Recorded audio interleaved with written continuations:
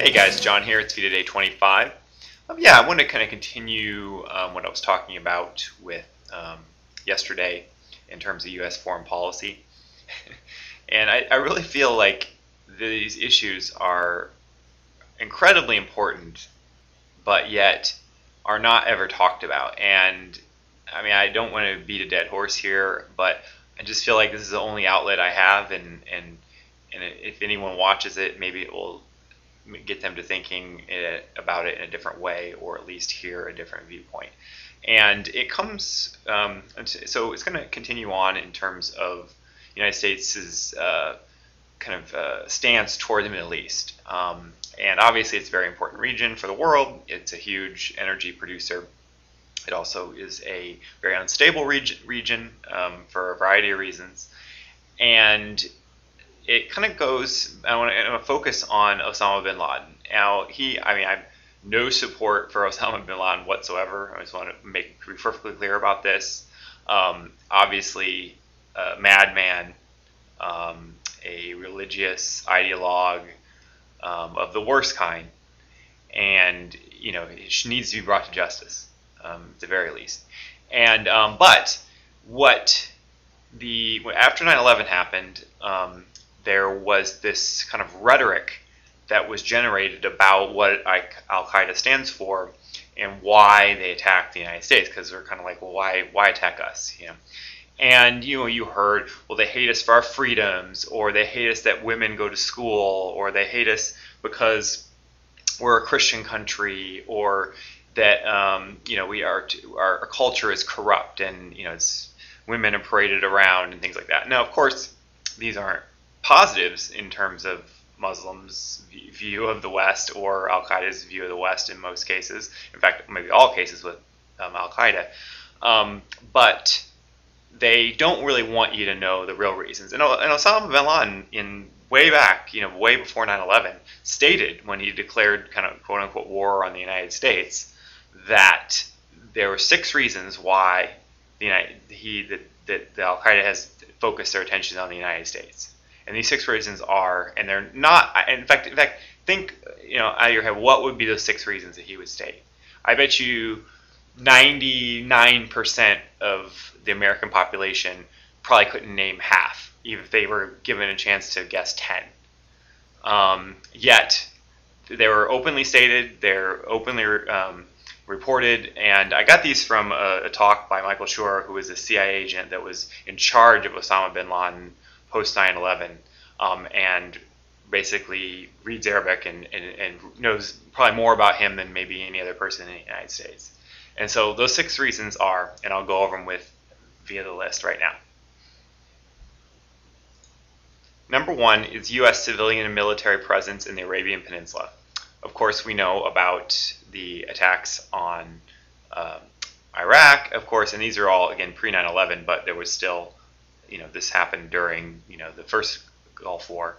And of course, we have military bases in the region. Bahrain is in the news recently, so there's that. Number 2 is U.S. exploitation of Muslim energy resources. Again, pretty obvious. Now, again, I want to make a point. All these necessarily aren't legitimate reasons, but these are the reasons that are stated. Number 3, U.S. military presence in Muslim lands outside of the Arabian Peninsula. Again, obvious. We have military bases all over the world, like I think in over 100 countries now. Obviously, a big issue with that. Number 4, U.S. support for nations that oppress Muslims, especially, and this is interesting, Russia, China, and India, where China, they have the oppression of the Uyghurs, Russia, the Chechen revolt, Muslims there, and in India and Kashmir with Pakistan region. The huge issues, and a lot of Muslims killed by those countries. The United States doesn't explicitly condone this, but they certainly don't speak out against it. Number 5, U.S.'s unqualified support of Israel. Basically, Israel cannot do nothing in the current stance. This is true, basically, short of nuking Palestine, for the United States to change its general supportive policy of Israel. And number 6, U.S. support and protection of Muslim tyrannies. And then this goes to Bahrain and, say, Egypt and the many other kind of Jordan. These allies of the United States basically are tyrannies. The people have no rights. They're dictatorships, basically. And of course, there's more than that. It's not some that the U.S. doesn't support, but it's the overt support of those type of countries and their dictators. So how many did you get of those 6? I certainly probably wouldn't have gotten maybe more than one, the Israel one.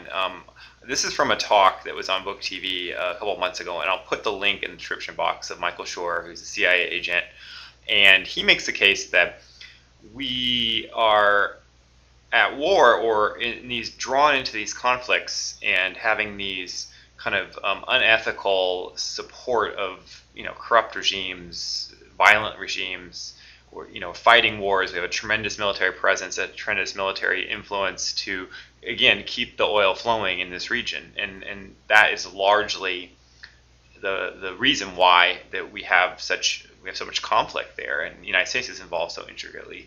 And he said it's an abdication of the United States. We've known this for decades now, and there's been no government leadership in terms of finding a new direction so we aren't dependent on this region.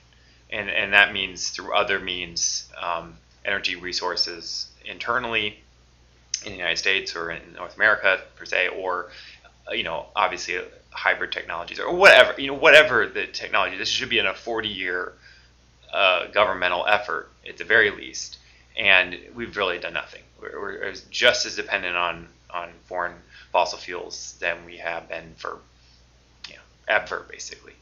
And so that's the issue. And it's a very interesting talk, and it really makes a case that we are fighting these unethical wars and having this unethical support of people, primarily because the government has done nothing to force a change to alternative sources. And that's sad. And American soldiers, men and women, die by the thousands because of it. And tens of thousands, hundreds of thousands of Muslims die as a result of our aggression. And again, I'm not saying that we go in there just kill crazy spree, but that is the result, and that's sad, and that makes me feel guilty as American. So I'll see you guys tomorrow. Bye bye.